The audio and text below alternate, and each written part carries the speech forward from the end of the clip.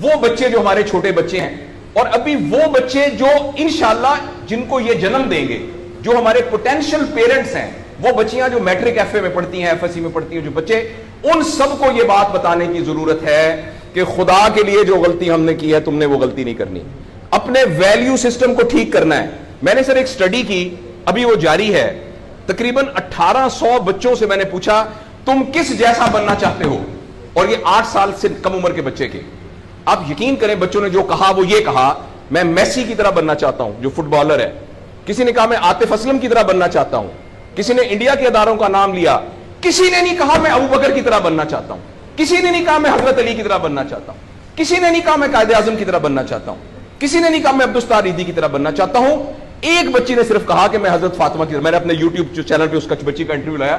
چھوٹی سی بچی نے کہا میں پارک میں پھر رہی تھی، میں نے کہا بیٹا تم کیا بننا چاہتی ہو؟ کہتی میں حضرت فاطمہ کی طرح بننا چاہتی ہوں. تو میرے دوستو، ہم نے اپنے بچوں کے رول ماڈل ہی غلط کر دیے.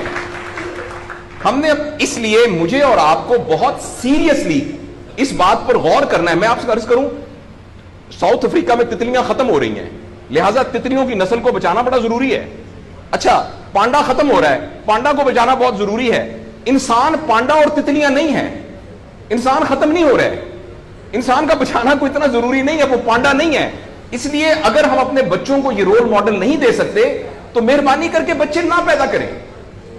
لیکن اگر ہم نے اپنی اولاد پیدا کرنی ہے تو وہ اولاد وہ پیدا کرنی پڑے گی اور اس کی وہ تربیت کرنی پڑے گی جن کا رول ماڈل وہ ہو جو حضرت عمر تھے، جو حضرت ابو بکر تھے، جو حضرت علی تھے، جو فاطمہ تھی، جو زینب تھی، جو خدیجہ تھی رضوان رضی اللہ عنہا. یہ ہمارے رول ماڈل ہمیں پیدا کرنے پڑیں گے، اور یہ تب ہوگا جب ہمارے اندر سے یہ دو چیزیں ختم ہوں گی.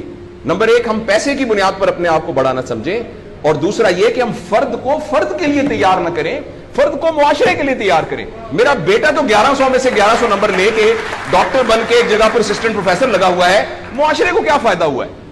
اور ہم میں سے آپ سوچیں کہ عموماً ہم سب لوگ جب اللہ کا شکر ادا کرتے ہیں کہ یا اللہ تیرا شکر ہے، 3 مرلے کے مکان میں رہتے تھے، اب ماشاءاللہ کوٹھی ہے 2 کنال کے اندر، اور سائیکل پہ ابا جی جاتے ہوتے تھے، لیکن الحمدللہ ہمارے پاس اب 2-3 گاڑیاں ہیں، اور چھٹیاں تو سوال ہی پوادے کر جاندے ہوتے سی، کدے کدے گوڑ کھاندے سی کھراستے.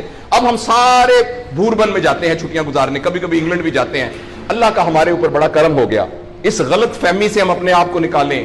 اللہ کا کرم یہ ہے کہ میری وجہ سے، جیسے انہوں نے ویڈیو دکھائی ہے،